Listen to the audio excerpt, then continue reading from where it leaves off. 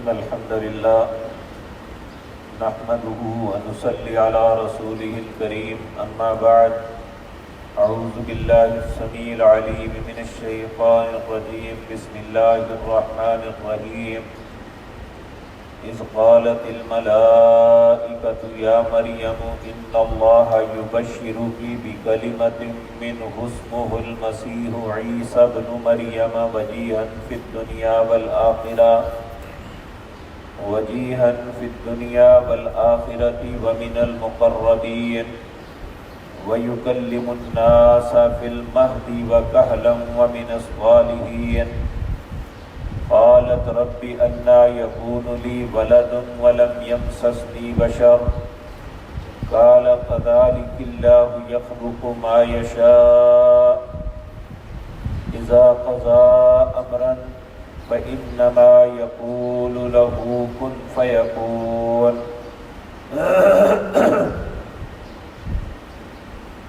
حضرات محترم، گزشتہ آیات میں اللہ رب العزت کی وہ کلام جو سیدہ مریم علیہ السلام کے ساتھ ہوئی تھی اس کا تذکرہ کیا تھا، جس میں اللہ رب العزت نے انہیں کہا تھا کہ ان اللہ اصطفاکی وطہرکی واصطفاکی علی نساء العالمین، اے مریم اللہ نے تمہیں چن لیا ہے اور تجھے پاک بنایا ہے اور دنیا کی عورتوں میں تم منفرد ہو، اللہ نے تمہیں دوسری عورتوں سے بہتر اور چنا ہوا بنایا ہے۔ اب پھر اللہ فرشتوں کے ذریعے ایک بات کی خبر انہیں دے رہے ہیں۔ سورت مریم کے اندر تو واضح طور پہ ہے کہ جبریل آئے اور وہ انسانی روپ میں آئے۔ پہلے تو جب وہ آئے تو مریم علیہ السلام چونکہ ایک بڑی ہی باحیا اور بڑی پاکیزہ عورت تھی، انہیں یہی بڑا برا لگا کہ یہ آیا کون ہے، اور جب پتہ چلا کہ یہ فرشتہ ہے اور اللہ کی طرف سے پیغام لے کے آیا ہے تو وہ پیغام ایسا تھا جو ناقابل فہم تھا کہ ذہن میں وہ قبول ہی نہیں کر رہا۔ یہاں بھی وہی تذکرہ ہے۔ اللہ فرماتے ہیں اذ قالت الملائکۃ یا مریم، جب فرشتوں نے کہا مریم سے کہ ان اللہ یبشرکی، بے شک اللہ تمہیں بشارت دیتے ہیں بکلمۃ من، ایک کلمے کی جس کا نام المسیح عیسی بن مریم، مسیح عیسیٰ بن مریم ہوگا۔ یہ مسیح کیوں کہا؟ کہتے ہیں مسیحا علاج کرنے والا۔ حضرت عیسیٰ علیہ السلام جس دور میں ہوئے تو طب کا بڑا عروج تھا کہ اطباء جو ہے علاج بڑا کرتے تھے، لیکن کچھ بیماریاں ایسی تھی جن کا علاج ان کے پاس بھی نہیں تھا۔ ان میں ایک کوڑ تھا، ایک پھل بیری تھی، اس کا علاج کسی کے پاس نہیں تھا۔ اسی طرح زندگی اور موت کا علاج کسی کے پاس نہیں تھا۔ تو اللہ رب العزت نے ان معجزات سے انہیں نوازا، اس لیے انہیں مسیح کہا جاتا ہے۔ اور مسیح کا ایک معنی چلنے والا بھی ہے، تو اس لیے کہتے ہیں کہ جب یہ علاج کرتے تھے تو ہر وقت چلتے رہتے، کبھی کسی طرف کبھی کسی طرف۔ جس طرح آپ نے ڈاکٹرز کو دیکھا ہوگا کہ وہ ہاسپٹل میں علاج کے لیے بیچارے کبھی وارڈ میں، کبھی آپریشن تھیٹر میں، کبھی کہیں، یعنی ان کی صبح سے لے کر شام تک دوڑ لگی رہتی ہے۔ تو مسیح کو مسیح اس لیے بھی کہا جاتا ہے کہ یہ علاج کرنے والے ہیں، اور اس لیے بھی کہا جاتا ہے کہ یہ چلنے والے ہیں۔ تو کہا یہ مسیح ہوں گے اور ان کا نام عیسیٰ بن مریم ہوگا، یہ بھی اللہ نے بتا دیا۔ وجیحن فی الدنیا والآخرہ، بڑے ہی وجی کہتے ہیں جو انتہائی خوبصورت ہو، جس میں کوئی نقص نہ ہو۔ جس طرح آپ دیکھیں ہر انسان کے متعلق کہتے ہیں، کوئی کسی کو مذاق کرتے ہیں، تیرا ناک ایسا ہے، تیرے ہونٹ ایسے ہیں، تیرا کان ایسا ہے، یا تیری آنکھ ایسی ہے، اور بعض لوگ ایسے منفرد ہوتے ہیں کہ انسان چاہے بھی تو ان میں نقص نہیں نکال سکتا۔ اللہ نے انہیں اتنا خوبصورت بنایا ہوتا ہے۔ نبی کریم صلی اللہ علیہ وسلم نے ان کا حلیہ بیان فرمایا۔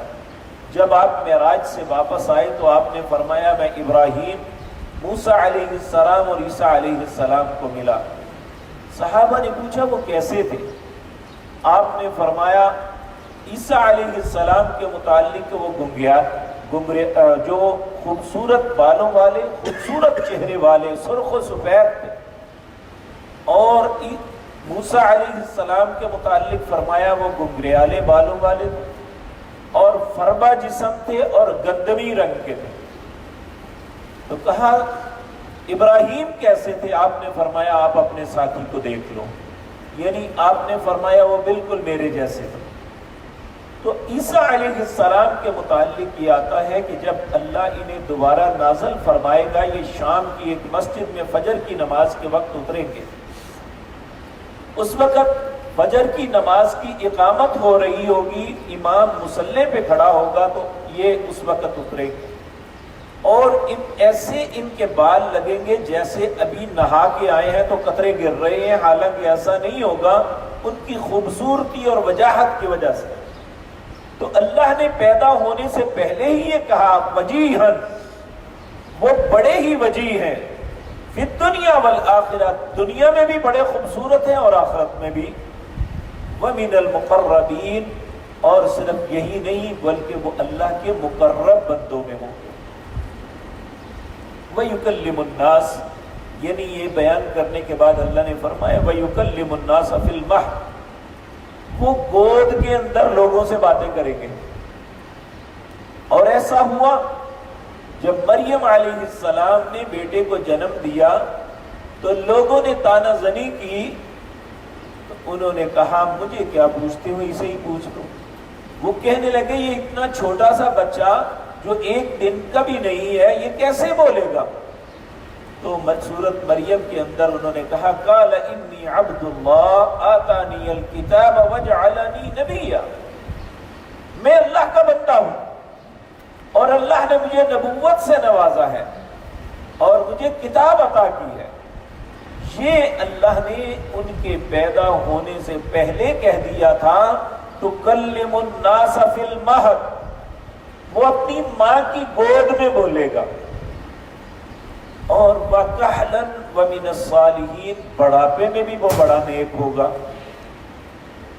اب آپ دیکھیں کہ بڑھاپے کے اندر انسان جب پہنچتا ہے تو اس کا بچپن، اس کی جوانی، سارے معاملات ہوتے ہیں اور انسان اپنے آپ کو محسوس کرتا ہے کہ مجھ سے بہت غلطیاں ہوئی ہیں، اور جیسے جیسے انسان کا بڑھاپا آتا ہے اس کے اوپر ایک خوف مسلط ہوتا ہے اپنی زندگی کو یاد کر کے جو اس سے کوتاہیاں اور غلطیاں ہو چکی ہوتی ہیں۔ لیکن اللہ فرماتے ہیں وَكَحْلًا وَمِنَ الصَّالِحِينَ، یہ بڑھاپے میں بھی نیک ہوں گے، ان پہ کوئی ایسا بوجھ نہیں ہوگا کہ میں نے فلاں غلطی کر دی تھی۔ اللہ نے ہر نبی کو پاک اور صاف رکھا ہوتا ہے، معصوم عن الخطا ہوتے ہیں، ہم سب گناہگار ہیں، کوئی بھی بندہ گناہوں سے پاک نہیں ہے۔ لیکن یاد رکھیں نبی کریم صلی اللہ علیہ وسلم کا ارشاد ہے کل بنی آدم خطاء، آدم کی ساری اولاد خطا کار ہے، لیکن خطاؤں سے پاک کوئی نہیں، لیکن وخیر الخطائین توابون، اچھا خطا کار وہ ہے جو اپنی خطاؤں پہ خوش نہیں ہوتا، مصر نہیں ہوتا، فخر نہیں کرتا، بلکہ شرمندہ ہوتا ہے، توبہ کرتا ہے اللہ سے کہ اللہ مجھ سے غلطی ہو گئی۔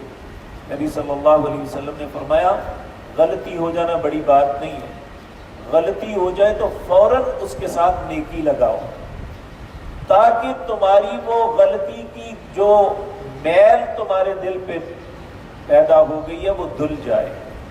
اگر غلطی پہ غلطی کرتا چلا جائے تو انسان کا ایک وقت آتا ہے کہ دل سیاہ ہو جاتا ہے، پھر وہ سمجھ ہی نہیں پاتا، اسے اچھائی اچھی نہیں لگتی اور برائی اس کے لیے محبوب بن جاتی ہے۔ جس طرح کہ ہم اپنے معاشروں میں دیکھتے ہیں کہ بے شمار ایسے لوگ ہیں کہ وہ برائی ان کی زندگی کا مرغوب حصہ بنتا ہے اور نیکی سے ایسے نفرت کرتے ہیں وہ، یہ اللہ کی طرف سے ایک پھٹکار ہوتی ہے کسی بھی انسان پہ۔ اللہ ایسا بدقسمت ہمیں نہ بنائے۔ تو اللہ فرماتے ہیں وہ صرف وَكَحْلًا وَمِنَ الصَّالِحِينَ، وہ بڑھاپے میں بھی بہت نیک ہوں گے۔ قالت، مریم کہنے لگی، ربی، اے میرے رب، اَنَّا يَكُونُ لِي وَلَدٌ، میرے ہاں کیسے بیٹا پیدا ہو سکتا ہے؟